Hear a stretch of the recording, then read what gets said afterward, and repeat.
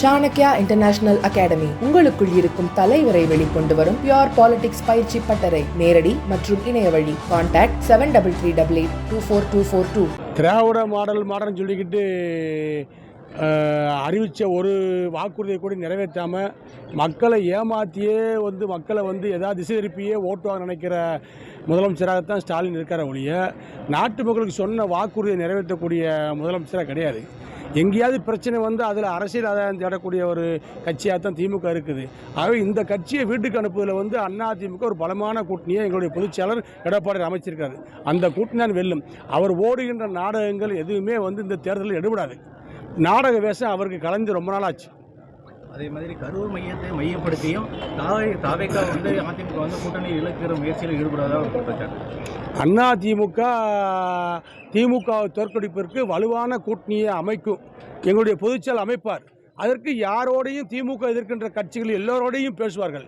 நடிகர் விஜய் அவர்கள் திமுகவைத்தான் கடுமையாக எதிர்த்திருக்கிறார். திமுக ஆட்சியை வீட்டுக்கு அனுப்ப வேண்டும் என்ற கருத்தை தான் மையப்படுத்தி அவர் பேசியிருக்கிறார். ஆகவே எல்லோரையும் நாங்கள் அழைப்போம். திமுகவை தோற்கடிக்க, திமுகவை வீட்டுக்கு அனுப்ப எல்லா அஸ்திரங்களையும் அதிமுக பயன்படுத்தும். எங்களுடைய பொதுச்செயலர் பயன்படுத்துவார், நாங்களும் பயன்படுத்துவோம். கரூர் சம்பவத்தை காரணமாச்சு பிரேமலதா அவங்க மீட்டிங் அனுமதி கிடையாதுன்னு சொல்லியிருக்காங்க. இது மற்ற கட்சிகளுக்கும் அதாவது கோர்ட்டு ஒன்று சொல்லியிருக்கு, அரசு ஒன்று செய்யுது. இது அவங்களுக்கு சேர்ந்து தான். நாங்கள் என்ன நடக்குதுன்னு பார்த்துக்கிட்டு இருக்கோம். எங்களுடைய எடப்பாடியுடைய பிரச்சாரம் மக்களை காப்போம், தமிழகத்தை மீட்போம் என்ற பிரச்சாரம் கூட நாமக்கல்லில் நிப்பாட்டிட்டு இப்போ தள்ளி கொடுத்துருக்காங்க. 8ஆம் தேதி கொடுத்துருக்காங்க, 8-9 கொடுத்துருக்காங்க. அதுலேயும் கூட சில நிபந்தனைகளை வச்சுருக்காங்க.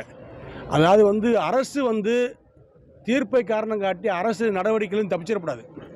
அரசு தான் பொதுக்கூட்டம் எத்தனை பேர் கூடினாலும், எவ்வளோ 1000 பேர் கூடினாலும் அவர்களுக்கு பாதுகாப்பு கொடுக்க வேண்டிய கடமை இன்றைக்கு இருக்கின்ற முதலமைச்சர் ஸ்டாலினுக்கு உண்டு, திமுக அரசுக்கு உண்டு. அதை விடுத்து அவர்கள் தப்பித்துக் கொள்வதற்கு கோர்ட்டினுடைய தீர்ப்பை சொல்லி அதை காரணம் காட்டி அனுமதி மறுப்பது, தேமுதிகவுடைய அனுமதியை மறுப்பது, அதிமுகவுக்கு அனுமதியை மாற்றி கொடுப்பது, நிபந்தனைகளை கடுமையாக்குவது போன்ற நடவடிக்கைகள் தவறான ஒரு முன்னுதாரணத்தை தமிழ்நாட்டில் திமுக செய்கிறது.